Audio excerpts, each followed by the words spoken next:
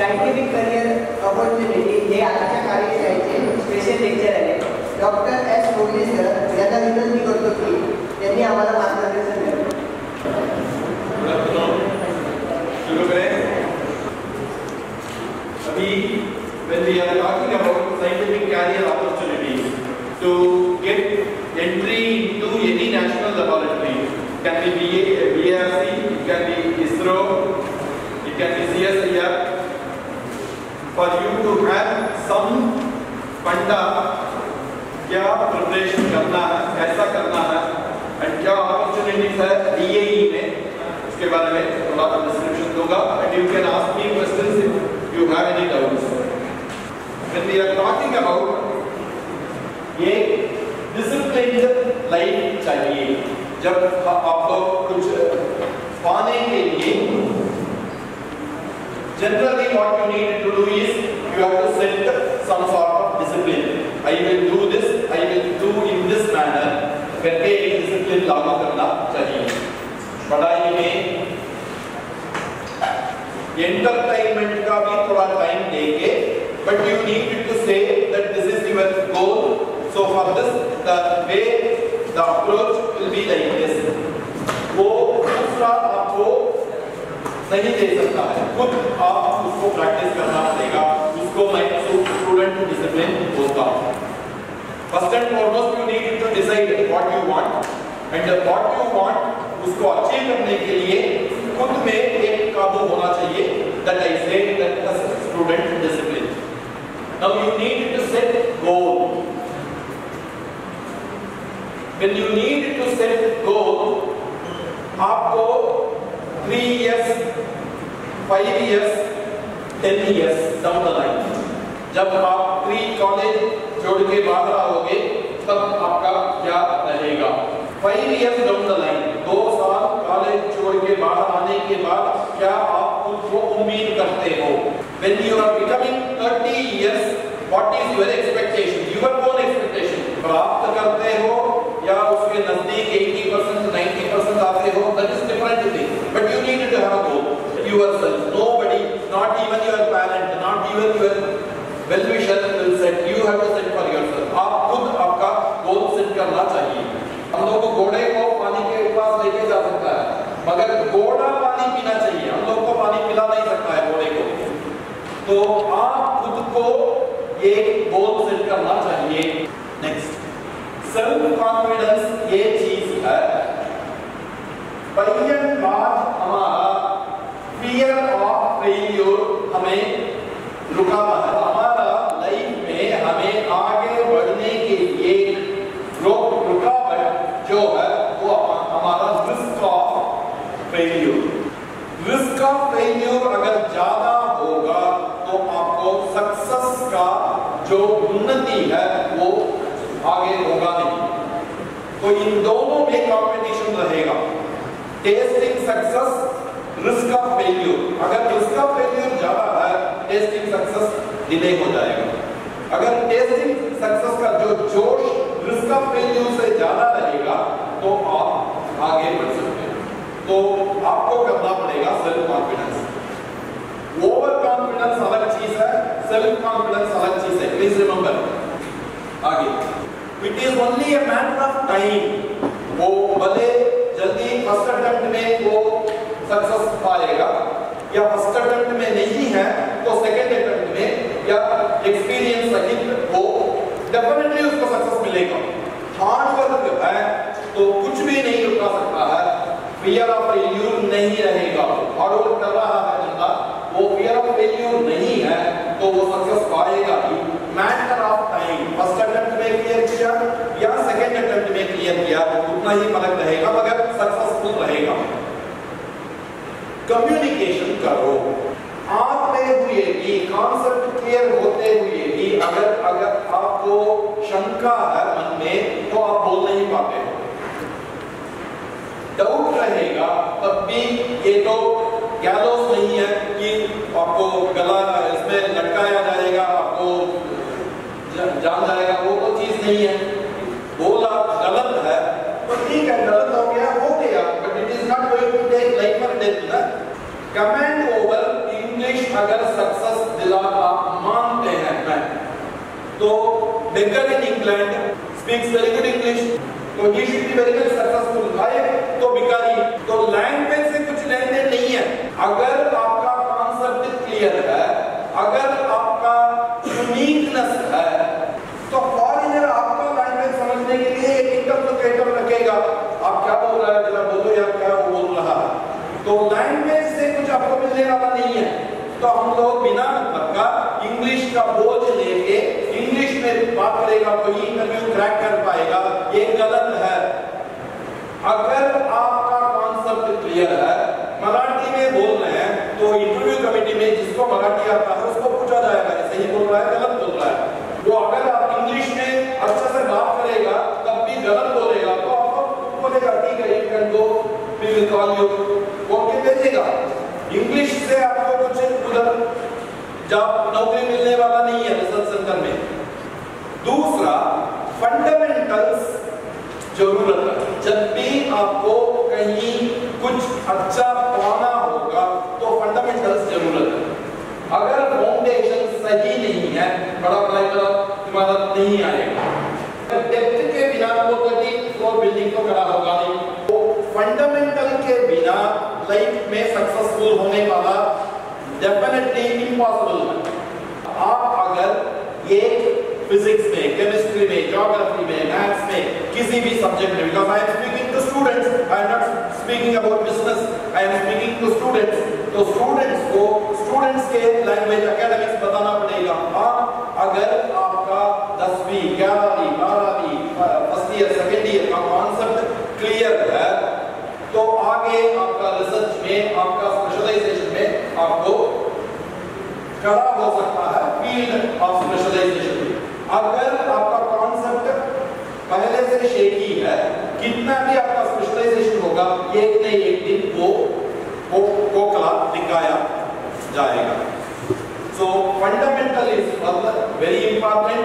Language is not important. Communication is important. There is a difference between language and communication.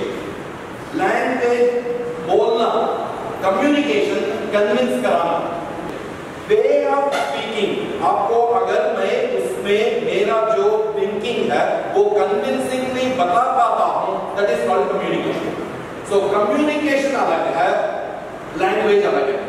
Language is mode of communication. Language is not communication. By chance in future कहीं interview में जाते वक्त ये हिचकिचाने का कोई जरूरत नहीं है। अगर मराठी में अच्छे से बोल पाते हो, sir I will explain in Marathi, सामने वाला समझा नहीं समझा वो अपना हिट स्क्रैच करेगा, आपको तो कुछ तकलीफ नहीं है ना। तो वो कभी आप हिचकिचा मत करो। हिंदी में है, अंग्रेजी हमें लूट काट के गलत गया 70 साल के पहले, फिर भी अंग्रेज पकड़ के हम लोग बैठा, कुछ फायदा नहीं है। अगर आपको फॉरेन जाना है तो इंग्लिश जरूरत है, मानता हूं। अगर इंडिया में काम चलाने का होगा तो इंग्लिश का आएगा। तो हम लोग बिना मतलब का ये लैंग्वेज बैरियर लग के हमारा ही नुकसानदायक होता है। ये यू कम होता है। हमें अगर ऐसा नेशन आगे जाना होगा तो हमें ये यूनिफॉर्म एक लैंग्वेज रहना चाहिए जिसमें एक दूसरे से नॉर्थ से साउथ, ईस्ट से वेस्ट, मिड सभियों से बात कर सकता है। वो कौन सा भी लैंग्वेज होने दो, ये लैंग्वेज होना जरूरी है, national language. Then we will be able to communicate. English लेके हम लोग बिना मतलब का अपना बोझ ले रहे हैं। जो 2, 4, 10% कॉलेज जाने वाला वो होगा, फ्रेंच पढ़ेगा, जर्मन पढ़ेगा, इंग्लिश पढ़ेगा, अपना काम निपटाएगा। हम लोग को जो इधर अपना ही गांव में काम चलाने का है, इंग्लिश का हम लोग बोलते हैं हमारे जमाने में शुरू करते हैं, बड़े वाले से जाएगा तो बोलता है ना, हम लोग जब हमारा जैसा वो कुछ काम का नहीं है। बट जाके मुझे आया था, घर के पायलट को मत बोलो, because I am saying here तो नहीं, वो मेरे पीछे आएगा। तो जाके मत बोलो, कोई बोला बोलो, मुरली का नाम मत बोलो, कल मुझे जाने का है, चुपचाप अपना क्या। मगर असलियत ये है 30 साल 35 साल बाद आपको काम में होगा नहीं। जो आपका 2 साल 4 साल 10 साल 5 साल ये ही लाइन में गुजरा है, उससे आप अगर advice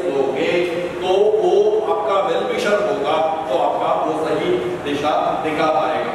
it is not that you don't discuss with the faculty, वो नहीं बोल रहा हूँ, faculty is faculty, experience, but आपको अगर कॉम्पिटिटिव एग्जाम में आपको अगर आपका लाइफ का जो गोल सेट करने में जो फ्रीक्वेंसी बोलते हो ना, फ्रीक्वेंसी हमारा मैच होता है, वेवलेंथ हमारा मैच होता है, वो आपका जो सेम एज ग्रुप रहेगा उससे आप अगर डिस्कस करोगे तो आपको उसका एफिकेसी थोड़ा ज्यादा रहेगा। वो यूनिवर्सिटी एग्जाम में अच्छा मार्क लेके आने से आपको एम्प्लॉयमेंट गारंटी नहीं होता है। प्लीज देखिए, अगर आपको इंडियन स्टेट लेवल में आपको कंपेयर करना होगा तो कॉम्पिटिटिव एग्जाम से आपको बोला जाएगा net set IAS UPSC IAS, इसका जो एग्जाम है कॉम्पिटिटिव एग्जाम में कौन सा लेवल में है आप, कितना परसेंटेज में है, 99, 98, 82, उसमें आपको बोला जाएगा आपको बीएससी मार्क से या एसएससी मार्क से एचएससी मार्क, वो सब एंट्री पॉइंट है। आपको एंट्री देने के लिए एक हॉल टिकट जैसा है, भले चाहिए mark, it is not that you should not score mark, but उससे आपको लाइफ डिसीजन होगा नहीं है। सो कॉम्पिटिटिव एग्जाम्स, आप हर कॉम्पिटिटिव एग्जाम में जो आपको एलिजिबिलिटी है उसमें आप अपियर होना चाहिए।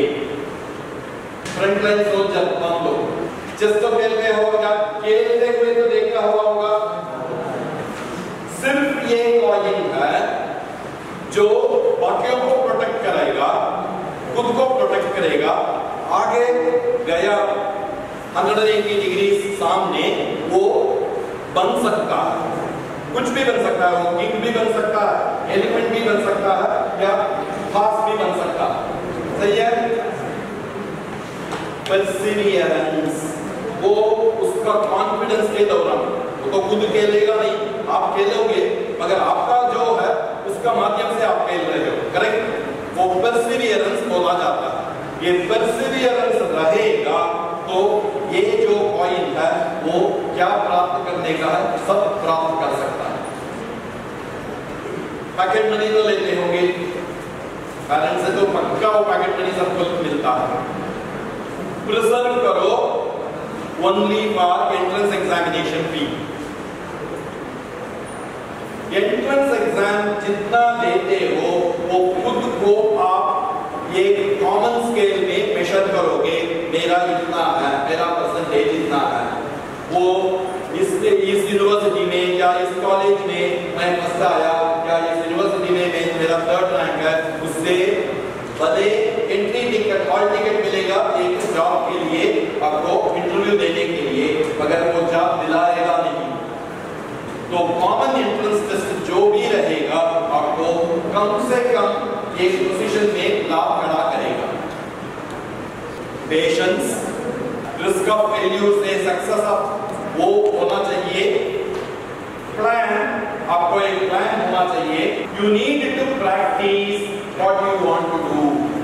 आपको आधा नींद में बुलवा के जाके दुकान से 2 लीटर दूध लेके आओ या 1 लीटर ऑयल लेके आओ, मम्मी बेचती है, सही डायरेक्शन में जाएगा या उल्टा डायरेक्शन में जाएगा? आपको आधा नींद में जगाया, बोला जरा जाके मेहमान आया, जरा 2 लीटर दूध लेके आओ, आपका मोटर बाइक लिया, आधा नींद में है, उल्टा डायरेक्शन जाएगा या सही डायरेक्शन जाएगा? That is because you have practiced, subconscious mind में वो रजिस्टर हुआ। दुकान में जाके आधा नींद में भी बोलेगा 2 लीटर दे दो, भले वो 1.5 लीटर लेके आएगा, 1 लीटर उधर छोड़ के आता होगा, वो भले, मगर जाएगा सही डायरेक्शन, जाएगा सही दुकान में लेके आएगा। That is like practice. Performance, you need to perform. Performance will come from practice. Practice will be possible when you have got a plan. Next. अभी हम लोग बात करते हैं डिपार्टमेंट ऑफ एटॉमिक एनर्जी में जॉब अपॉर्चुनिटी, छोटे से लेके बड़े से बड़े क्या क्या जॉब अपॉर्चुनिटी है। आउट ऑफ माय एक्सपीरियंस मैं बताता हूँ, बाद में रिसर्च का भी बताऊंगा। We are on the board of radiological and nuclear sciences, radiation and nuclear sciences.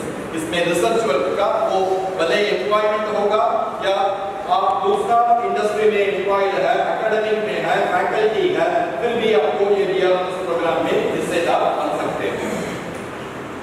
Scientific career opportunities भी आपने सुबह में बताया, सिर्फ न्यूक्लियर एनर्जी नहीं है, इसके अलावा कई फील्ड में इसका है।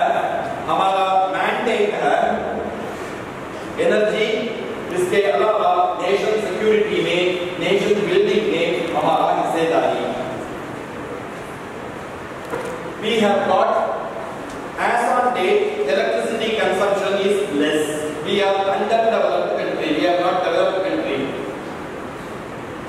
And we have coal or hydrocarbon is depleting. हमारे पास इतना नहीं है कि हम लोग आगे बिना दूसरा एनर्जी रिसोर्स काम चलाए, वो भी नहीं हो सकता है।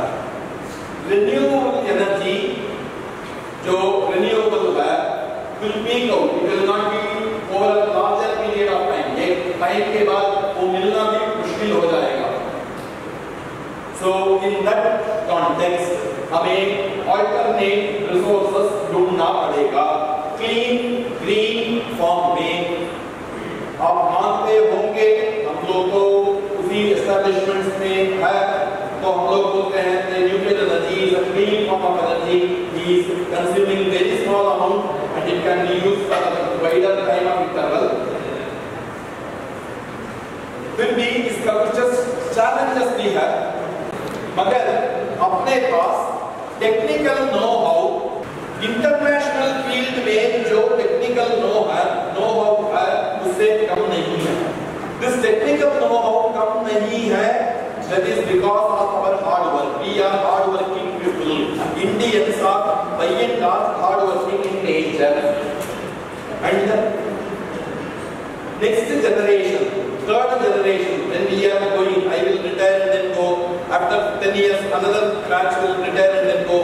ये होते हुए ही ये हमारा ये sequence जारी रखना पड़ेगा।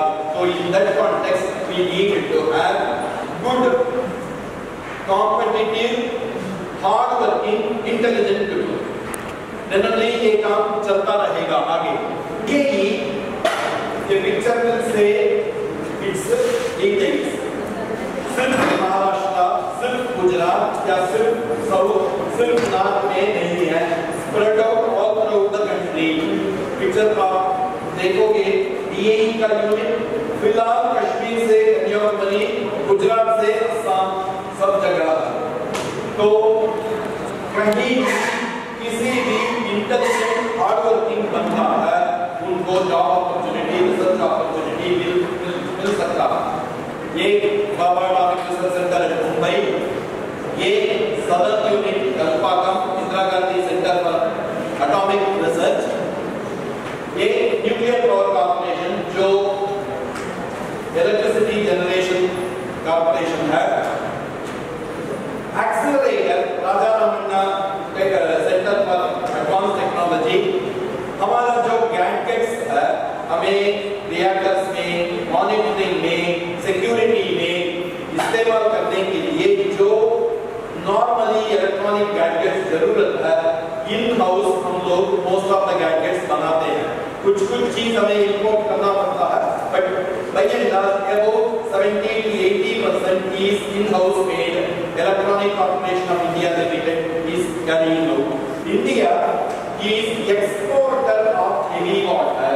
जो रिएक्टर में न्यूट्रॉन को स्टोर करने के लिए मॉडरेटर हम लोग यूज करते हैं, उसे हेवी वाटर बोलते हैं। Chemistry student will understand D2O instead of H2O, we call this as D2O. India is preparing heavy water in excess and is exported to other even developed countries. Atomic minerals हमारे country में कहाँ भी अगर minerals या रैडिएंट हमें जमीन से मिलने का है, उसे पहले खोज के उसको निकाल के फायदेमंद होगा, तो उसके निकालने के लिए एक डायरेक्ट रेट है, उसे हम एटॉमिक मिनरल्स डायरेक्ट रेट कहते हैं। This is more or less concentrated in the place where it is large availability. Variable energy cyclotron center is located at Kolkata.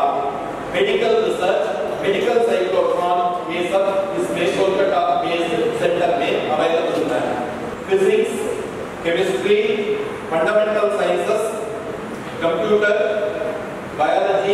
almost all branches of science, engineering, research happens in India. वो भले BRC में होगा या बालाघाट में इंदौर में होगा या Indira Gandhi centre for atomic research Kalpakkam में होगा या वेरिएबल साइक्लोट्रॉन सेंटर कोलकाता में होगा. So we have got all footprints of science, engineering, computer, information technology. सभी फील्ड में हम ऑलमोस्ट सेल्फ रिलायंट है, आत्मनिर्भर है. तो इसे रिसर्च एंड डेवलपमेंट हमारे ही कंट्री का चलता है. इंपोर्टेड मिलेगा नहीं ज्यादातर टू सूट इंडियन कंडीशंस. आप एक करके कुछ सॉफ्टवेयर खरीद सकते हो, एक करके किसी से रशिया से या किसी दूसरी कंट्री से ले सकते हो. बात नहीं, तो हमें खुद अपना करना पड़ेगा. तो इसे आगे भी जारी रखने के लिए हम लोग जो पोस्ट ग्रेजुएट्स है, जो इंजीनियरिंग ग्रेजुएट्स है, उसे ओरिएंटेशन देते हैं. जैसा वो ये क्ले है, क्ले को आप एक पुतला बना सकते हैं. जैसा कॉलेज से जो पास होके आता है, जिसका दिमाग अच्छा है, जिसको सब्जेक्ट फंडा कॉन्सेप्ट क्लियर है, उसको ओरिएंटेशन दिया जाता है. डीएई का कामकाज में, रिसर्च में, रिक्वायरमेंट्स के दौरान कौन सा फील्ड में उनका इंडिविजुअल व्यक्तिगत से शार्पनेस है, उसके मुताबिक दिया जाता है. उसे हम लोग orientation course for engineering sciences बोलते हैं. इंजीनियर को भी देते हैं, साइंसेस को भी देते हैं. Entry is through entrance examination या गेट स्कोर. गेट स्कोर से या एक ऑनलाइन एग्जाम रहेगा, उसमें से उनको चुना जाता है, सेलेक्ट किया जाता है. Selection process is very tough. Very tough does not mean that it is impossible. It is tough, but it is not impossible. Please understand the difference between tough and impossible. Tough is entry is difficult. सभी को entry नहीं मिलता. Impossible मतलब बिल्कुल होगा ही नहीं. बिल्कुल होगा नहीं वो नहीं है. जो 1 in 100, 1 in 500 पक्का सिलेक्शन होगा. वो 1 in 100, 1 in 500 खुद को सेल्फ बिलीफ में डेवलप करना पड़ेगा. भले एंट्रेंस एग्जाम क्लियर किया, एंट्रेंस एग्जाम क्लियर होने के बाद एक इंटरव्यू लिया जाता है. इंटरव्यू में again selection is very tough. Selection in interview is 1 in 20 or 1 in 30. 1 in 20 is 5%, 1 in 30 is 3%. But it is not 0%. So, अगर entrance test दिया, सक्सेस हुआ, इंटरव्यू में गया, तो आपको आपका बाकियों के ऊपर सुपीरियरिटी दिखाना पड़ेगा, तब आपको मिलेगा, पक्का मिलेगा. But you have to be special in that, then you will get it. बोलने वाला चीज ये है. सभी को सब कुछ चीज नहीं मिलता, वो लाइफ में भी ऐसा ही है. अगर आप स्पेशल होगा तो आपको वो मिलता रहेगा कंटिन्यूअसली. DGFS अगर कोई ग्रेजुएट या पोस्ट ग्रेजुएट इन इंजीनियरिंग हो गया, एमटेक हो गया, एमई हो गया, फिर भी उनको या डॉक्टरेट हो गया, तो उनको भी एक शॉर्ट टर्म ओरिएंटेशन देने के बाद उनको भी अप्लाई किया जाता है slightly at a higher course. DGFS बोलते हैं. उनका entry point salary will be marginally higher than OCS entry. बोलने का मतलब है mechanical, chemical, metallurgy, electrical, electronics, computer science, instrumentation, civil, सभी branches of engineering, physics, chemistry, biosciences, radiological engineering, environmental sciences, ये सभीयों में एंट्रीज अवेलेबल है. Entries available है. नंबर में भी marginally less. Government jobs as on date is restricted, project based है, मगर होते हुए आप अगर स्पेशल रहेगा, आपको काबिलियत रहेगा, तो चुना जाएगा. ये लगभग ये दिसंबर जनवरी में एडवर्टाइजमेंट आता है. एग्जाम होगा लगभग मार्च में ऑनलाइन एग्जाम या गेट एग्जाम, उसके बाद जून जुलाई में इंटरव्यू होगा। पहले जमाने में जब हम लोग एंट्री करते थे सिंगल अटेम्प्ट था, एक दफे अगर किसी बंदा में फेल हुआ तो उसको दोबारा नहीं अटेम्प्ट मिलता था। अगर आज मल्टीपल अटेम्प्ट्स है, अगर किसी व्यक्ति को काबिलियत है, अनफॉर्चुनेटली इंटरव्यू क्रैक नहीं पाया, वो दोबारा दे सकता है। तो मल्टीपल अटेम्प्ट्स है, वो जून जुलाई में होगा। स्क्रीनिंग इंटरव्यू के बाद इसका एज लिमिट सिर्फ ये है 26 इयर्स, एंड कुछ एग्जाम्पशंस है जो डिफेंस वाला या फिजिकली चैलेंज, उनका थोड़ा सा एज फैक्टर है। अच्छा, क्वेश्चन कैसा पूछा जाता है? अगर मान लो आप फिजिक्स वाले हो, सिर्फ फिजिक्स से काम नहीं चलेगा, केमिस्ट्री मैथ्स दोनों। अगर आप केमिस्ट्री वाले हो, सिर्फ केमिस्ट्री नहीं चलेगा, मैथ्स एंड फिजिक्स। ये 30% वेटेज रहेगा। उनको 1 ईयर ओरिएंटेशन कोर्स में उनको पीरियोडिक टेस्ट देते हैं। पीरियोडिक टेस्ट में उनका परफॉर्मेंस कैसा है, उसके मुताबिक उनको प्रमोशन, इंक्रीमेंट सब मिलता है। They will join as Group A officers with the minimum salary as on date at Mumbai posting is about 90,000 rupees, 10 lakh per annum. Minimum I am saying, I do not know exactly because I am not at that entry point now, so I have to inquire. किसी को तो पूछ नहीं सकता है तुम्हारा कितना मिल रहा है तनख्वाह। तो मेरा उम्मीद है लगभग उनको 10 लाख एंट्री लेवल में मिलता होगा। अंडर विद कैरियर ग्रोथ वो पीएचडी कर सकता है, वो अगर फॉरेन यूनिवर्सिटी जाना चाहता है वो फॉरेन यूनिवर्सिटी विजिट कर सकता है। Career growth is assured. BSc में कैड विंडोज में यूपीएससी कॉम्प्लेक्स हैदराबाद में एनपीसीआईएल में कितना वैकेंसीज पर ईयर लगभग 500 का आसपास डीएई में, सिर्फ डीएई में वैकेंसी ऑफिसर्सों का होता है।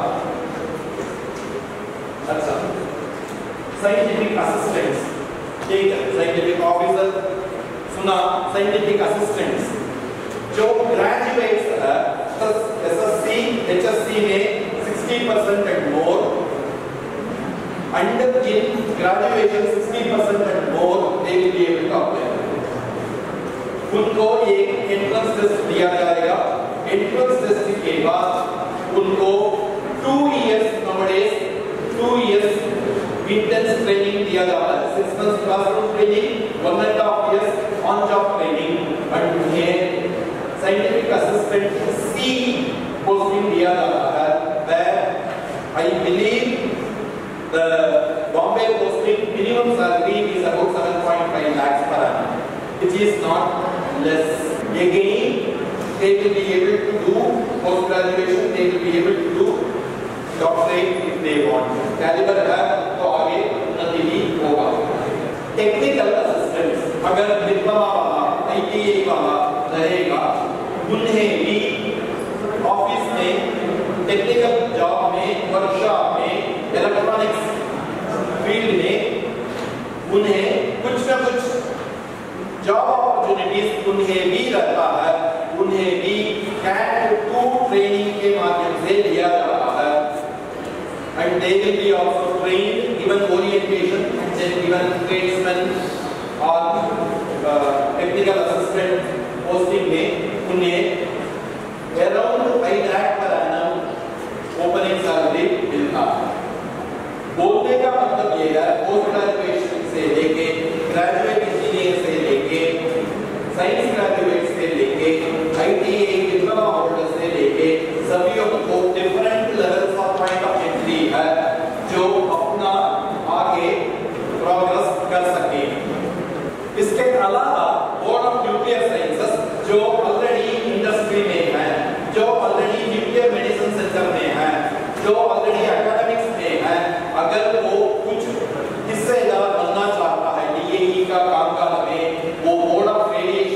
इंजीनियर साइंसेस का प्रोजेक्ट लेके प्रोजेक्ट के ड्यूरेशन के दौरान, डिलीवरेबल के दौरान उनको असिस्टेंस, फाइनेंशियल असिस्टेंस दिया जाता है।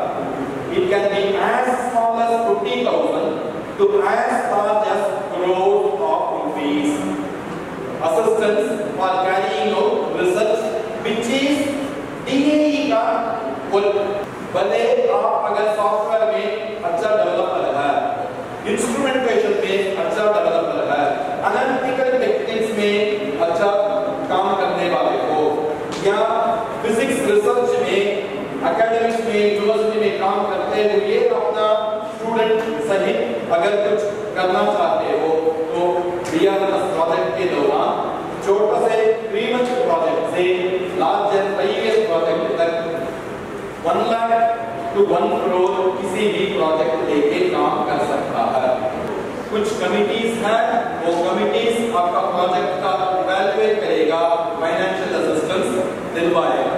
Conclusion, it will be life is a challenge, so you cannot escape from life. You will have good R&D, technical expertise, yet working environment, good starting salary। Ultimately हम लोग financially ही कुछ तो देखते हैं ना। Great residential opportunity with next generation, their schooling, their medical facilities and all that, and lastly you will have satisfaction that you are serving the nation in its progress. Periodically ये site आप visit करते रहो ताकि आपको कुछ न कुछ information, extra information मिले। आपको अगर वो इन्फ्लुएंस करता है माइंड को तो आप उसमें आगे बढ़ सकते हो, इससे लाभ बन सकते हो। सक्सेस एक दिन का काम नहीं है, सक्सेस के लिए कई कदम उठाना पड़ता है। It's a cumulative effect. Cumulative effect होते हुए वो अगर fear of failure, test of success, इनका कंपटीशन में फियर ऑफ फेल्यूर ज्यादा है तो वो सक्सेस पाएगा नहीं। टेस्ट ऑफ सक्सेस का जोश रहेगा तो वो सक्सेस पाएगा। Better late than never. And then success continue रखने के लिए, कायम रखने के लिए वो खुद को हम्बल रखना पड़ेगा, तब सक्सेस रहेगा। सक्सेस आने के बाद वो अगर एक्साइटेड स्टेट में गया तो वो डीएक्साइट जल्दी से होगा। तो फिजिक्स भी हो, लाइफ भी हो, ऐसा ही है। What is this life link? सूखा सूखा जमीन ले ली, अगर गिरना होगा तो फूल आएगा। सूखा सूखा अगर पानी होते हुए भी उधर नहीं है तो फूल खिलेगा नहीं। एक फूल का क्वालिटी है, वो जमीन का क्वालिटी से फूल खिलता नहीं है, भले वो मिनरल्स